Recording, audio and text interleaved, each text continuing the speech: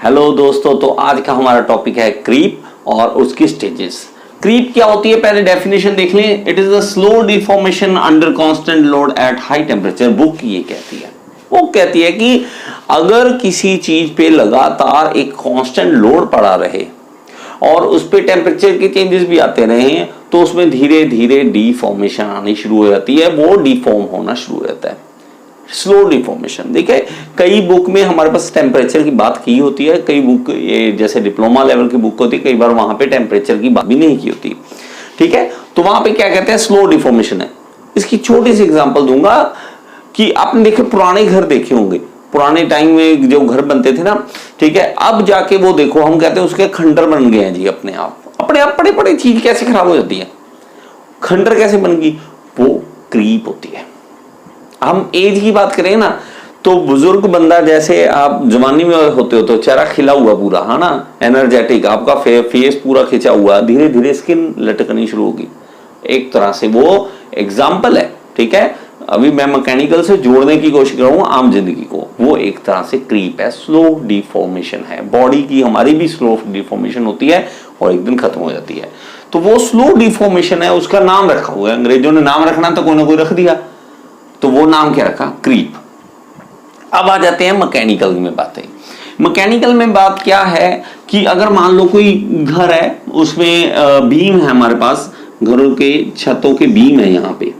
तो बीम अगर यहाँ पे सिंपली सपोर्टेड, मैं दीवारें बनाता हूँ कि सिंपली सपोर्टेड है, ऊपर लोड पड़ रहा है लगातार। लोड किस बात का, कि घर के मान लो वही फर्स्ट फ्लोर है, ऊपर फर्स्ट फ्लोर है, वहां पे एक कांस्टेंट लोड पड़ रहा है। ठीक है, चीजें पड़ी हैं, सामान पड़ा है, कितने कितने साल का बेड पड़ा है, वो चीजें सामान पड़ा है। तो ये बीम है, इसके नीचे क्या है, ग्राउंड फ्लोर है। ये जो बीम है इसके ऊपर लगातार लोड पड़ रहा है कितने कितने सालों से, तो वो धीरे धीरे डिफॉर्म होना शुरू हो जाएगा, क्रीप आनी शुरू हो जाएगी उसमें। अब देखोगे, ठीक है, थोड़ा सा पुराना हो जाएगा घर, तो उसके बीम देखना धीरे धीरे डिफॉर्म होने शुरू होते हैं। ठीक है, पुराने टाइम में जब हम ऐसा टाइम होता था जहां पे लकड़ी से जो घर था, जो छत थी, वो उसके लकड़ी के लगे हुए थे। ठीक है, वो फट्टे से लगे होते थे जिसके ऊपर लोड, तो वो तो इवन बैंड ही हो जाते थे। तो हमारे घर वाले भी चालाक थे। ठीक है, रिपेयर तो क्या कराना था, ठीक है, गिरता गिरे, यहाँ नीचे लकड़ी फंसा देते, उसके नीचे लकड़ी फंसा, समझ रहे हैं आप। ठीक है, आप भी अगर इस चीजों को फील कर चुके हैं, ठीक है, तो आप जरूर मुझे कमेंट में बताएं। ठीक है, तो आपको क्रीप जल्दी समझ आ जाएगा। तो वो जो चीज होती है वो क्रीप होती है। अब बात करें, जैसे बॉयलर है, ठीक है, बॉयलर है। अब बॉयलर में भी कांस्टेंट लोड है, ठीक है, उसके अंदर भी पानी है, उसके अपना वेट है, अपनी बॉडी का वेट भी है। बॉयलर इतना हैवी है, ठीक है, उसके नीचे जो इसको सपोर्ट दे रखी है वो है। अब धीरे धीरे इसका क्रीप होना शुरू होता है। और इवन हाई टेम्परेचर क्या होता है, ये देखिए कि धीरे धीरे आग चल रही है तो टेम्परेचर बढ़ रहा है, टेम्परेचर बढ़ने के कारण इसमें डिफॉर्मेशन आनी शुरू होती है। अच्छा, दो चीजें हैं इसमें, एक तो है स्लो डिफॉर्मेशन, एक है टेम्परेचर के साथ। ठीक है, तो स्लो डिफॉर्मेशन तो है ही है, लेकिन देखो मैं अगर इसकी बात करूं, चलो इसकी ले लेते हैं, इस बीम की बात कर रहे हैं ना, बीम में कोई टेम्परेचर तो हम यूज नहीं कर रहे, ये तो रूम टेम्परेचर की बातें हो रही थी। अगर मान लो यही यहाँ पे भट्टी लगाई हो और एक फैक्ट्री हो, ठीक है, भट्टी हो यहाँ पे, और उसका धुआं वगैरह यहाँ पे लग रहा है, उसका टेम्परेचर जो है यहाँ पे फील हो रहा है, इस बीम को होता ही है फैक्ट्रियों में। आप छोटे जो फैक्ट्रियां होती हैं वहां पे देखिए, ठीक है, घरों में बना रखी होती हैं, गुड़ बनाने की फैक्ट्री है, कुछ है ना, छोटा मोटा काम है, तो वो जो काम है उससे टेम्परेचर यहाँ का राइज होगा। टेम्परेचर जब राइज होगा तो ये अगर 10 साल में इसका क्रीप आना था, ठीक है, अगर आम घर होता तो 10 साल में अगर क्रीप आना था जितना, उतना ये 5 साल में क्रीप ला देगा, अगर वो उस पे हीट पड़ती रहे लगातार। तो समझ रहे, इस तरह से क्रीप असर करती है। अब फिर वही बात, हमें क्या होता रहे, क्रीप होता तो हमें क्या है, हमें यह है कि हमने काम करना है और हमारी चीजों पे इफेक्ट पड़ना है। क्यों क्योंकि हमने उनको देना होता है, पहले साइन करने होते हैं कि इतने साल बाद ये चीज टूट जाएगी, इसका लाइफ स्पैन जो है, इसकी एज जो है वो इतनी है, लिख के देना पड़ता है। ठीक है, इवन जो ब्रिजेस बनते हैं ना उस पर भी लिखा होता है पहले ये जी 20 साल इसकी जो एज है इसकी 20 साल है, पहले लिखा होता है। ठीक है, वो अलग बात है, कई बार 6 महीने में भी टूट जाते हैं। ठीक है, लेकिन हमें लिख के देना पड़ता है। तो वो कैलकुलेशन कहां से करेंगे, ये सारी चीजें देख के, क्रीप देखने के बाद कि इसमें कितनी क्रीप आएगी, कितने टाइम बाद ये लोड के कारण धीरे धीरे डिफॉर्म होना शुरू हो जाएगा, खत्म हो जाएगा, तो वो हमें देखना पड़ता है।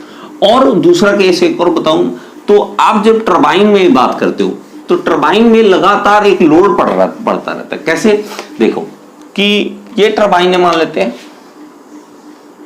ठीक है, मेरी ड्राइंग ज्यादा अच्छी नहीं है तो आप कोशिश करें इस चीज को समझने की जो मैं समझा रहा हूं। ठीक है, एक बार आप समझ लें इसे।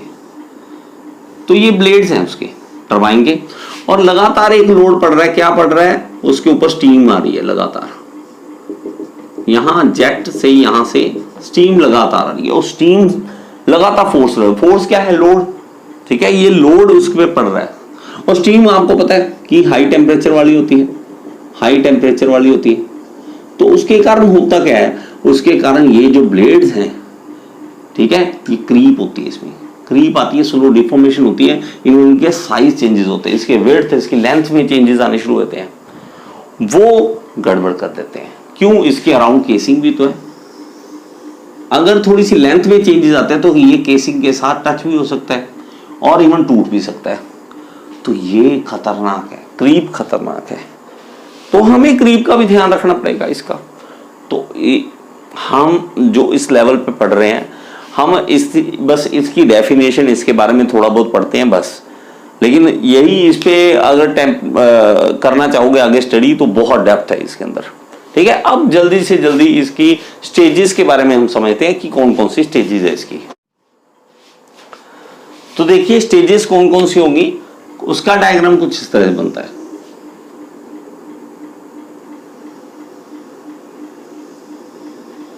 इसकी 3 स्टेजेस होते हैं मेरे भाई। 3 स्टेजेस में पहली जो स्टेज होती है इसको हम कहते हैं प्राइमरी, प्राइमरी कहते हैं, सेकेंडरी,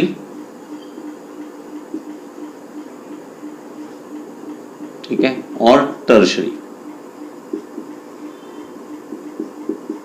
तो 3 स्टेजेस हैं इसमें। यहां पे जो है वो है स्ट्रेन बता रखी है कि स्ट्रेन कितनी आ रही है। स्ट्रेन का मतलब उसकी लेंथ में चेंजेस कितने आ रहे हैं। ठीक है, और ये है टाइम, कि टाइम के अकॉर्डिंग क्या होगा। टाइम और स्ट्रेन में आपस में डायग्राम बनता है। तो स्टार्टिंग में मैं कहता हूं कि कोई लेंथ थी उसमें, ठीक है, वहां पे स्ट्रेन नहीं थी, जब स्टार्टिंग पॉइंट मान लेते हैं। ठीक है, वही टरबाइन का केस लगा लो यार, टरबाइन का केस लगाते हैं। तो जैसे जैसे वो टाइम बीतता है तो स्टार्टिंग जो स्टेज है उसमें, प्राइमरी स्टेज में अचानक से लेंथ बढ़ती शुरू होती है, लेंथ बढ़ती है। लेकिन ये कोई स्पैन मान लो ना, टाइम मान लो, मैं कहता हूं चलो 1 साल। ठीक है, मैं बहुत ज्यादा ये कोई वैल्यू एग्जैक्ट नहीं दे रहा हूं, बार बार कहूंगा, ये अपनी तरफ से कुछ भी मान रहा हूं मैं। ठीक है, कोई भी हमारे पास एग्जैक्ट वैल्यू नहीं है, मैं सिर्फ समझाने की मकसद से आपको करवा रहा हूं। तो 1 साल में मान लेते हैं कि प्राइमरी स्टेज थी। ठीक है, और सेकेंडरी स्टेज जो अगले साल आनी है, ये देखो, वो मान लेते हैं कि 2 साल रही वो। तो उसमें जो 2 साल वो रहा टाइम, उसमें सेकेंडरी स्टेज आई और ये इसमें कोई चेंजेस नहीं आया स्ट्रेन में, बहुत कम निग्लिजिबल चेंजेस आए। ठीक है, और ये एग्जैक्ट स्ट्रेट लाइन बनेगी। आप इसको स्ट्रेट लाइन बना सकते हो, थोड़ा सा ऊपर जाते हुए दिखा सकते हो बस, कि हल्का सा स्ट्रेन आता है, ज्यादा नहीं है, निग्लिजिबल चेंज है। ये ऐसा क्यों, तो स्टार्टिंग में हम मान लेते हैं कि यहां पे हमारे पास एक पीस है, ठीक है, उस पर हमने लोड लगाया, लोड क्योंकि अंडर कांस्टेंट लोड है ना, लोड लगाया तो इसकी स्ट्रेन मिली। लेकिन जैसे जैसे ये और ज्यादा बढ़ाना शुरू करता है अपना लोड और टेम्परेचर बढ़ता है, तो यहाँ पे स्ट्रेसेस और ज्यादा बढ़नी शुरू होती है। स्ट्रेसेस ऐसी आ जाती हैं, ठीक है, और टेम्परेचर बढ़ने के कारण वर्क हार्डनिंग हो जाती है उसकी। वर्क हार्डनिंग का मतलब उसमें हार्डन्ड, वो एक आपने भी देखा होगा, मैंने हार्डनिंग क्या उसके बारे में समझाया हुआ है। तो हार्डन हो जाता है वो, ठीक है, वो पीस हार्डन हो गया। हार्डन होने के कारण उसमें चेंजेस नहीं आते। और तीसरी जो स्टेज है, अचानक देखिए, अचानक से स्ट्रेन बढ़नी शुरू हो जाती है।